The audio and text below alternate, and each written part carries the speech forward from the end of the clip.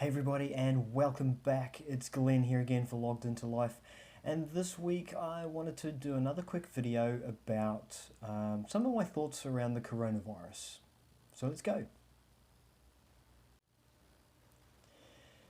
Right, now once again, before I start this video, the first thing I want to do is have a little bit of a disclaimer that once again, these are my thoughts, my opinions, that my own from my own research, reading, and listening to what's going on in the media. Now, in the first video I did about this, I talked a lot about how I feel that things were focused around very much around greed, and that it was all about preserving the economy and of the country that I'm in, which is Australia. But I think a lot of countries around the world and governments around the world dealt with that the same. So it was all about conserving how we were going to continue to make income in the country that we live in. And not only just that, on a national basis, but as individuals as well. I think where most countries fell apart from my perspective was just that they concentrated too much on it from a national perspective and not right down to the individual. So in trying to preserve the national good of the country, I think a lot of people down at the individual level suffered a little more. So it was all about not closing the borders and keeping things coming in, and tourists and things still coming and going, and all this sort of stuff. And that's exactly how you transmit the disease. So that to me didn't really make a lot of sense. What I think that would have been a better way to do it, and a better way for virtually all countries to approach this, would have been to shut international borders right there and then, full stop. Get everything shut, stop people coming in and going out, and just keep everybody domestically. Now, admittedly, and we did this here in Australia, you still need to allow the ability for some people to come and go. There's a lot of Australians that were overseas that wanted to come home to family, and absolutely agree with that 100%. And the Australian government did eventually put things in place that were really good at allowing them to get people into the country, isolate them for 2 weeks, to allow them to then go back to their families and a bit of normality. So that's really good, and I'm all for that. But you've got to close those borders early.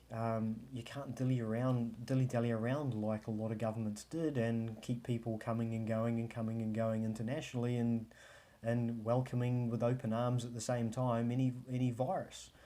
So it doesn't really work. So for me, it should have been close the borders instantly. Now, what we then do within the country therefore changes.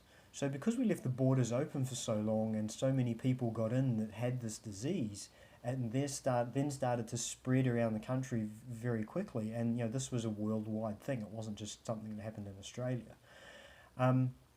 It then meant that everything else within the country had to start shutting down as well. Restaurants, cafes, bars, clubs, parks, national parks, and places where people go walking, going to the beach, all this sort of thing, all had to close.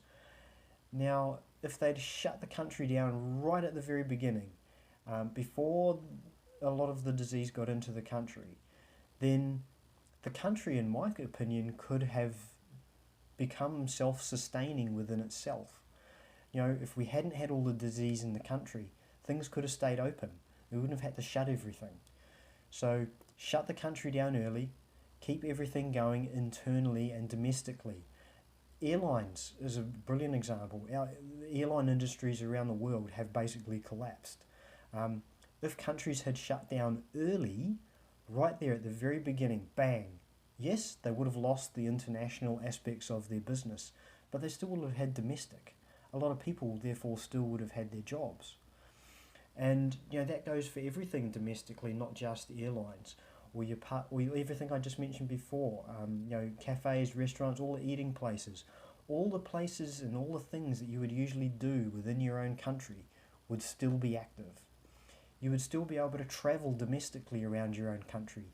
Tourism domestically would still be there. Yes, you would once again lose your international tourism, and a lot of countries do rely on that, including Australia. However,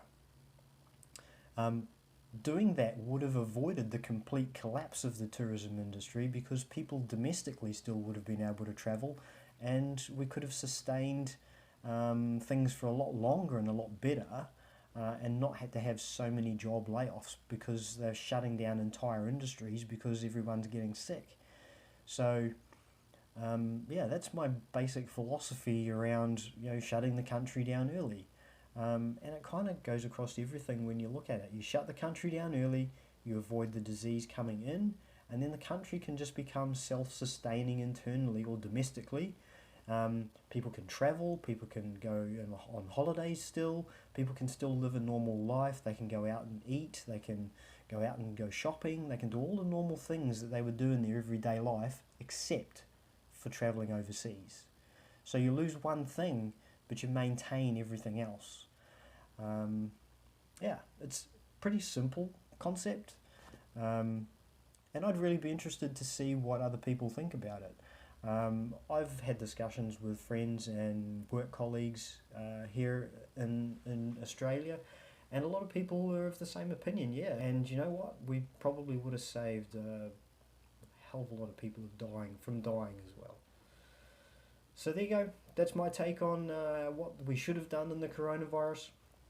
And that pretty much sums up the 2 videos I wanted to do about the coronavirus. From next week, I'm going to jump back into doing some more of my regular kind of stuff.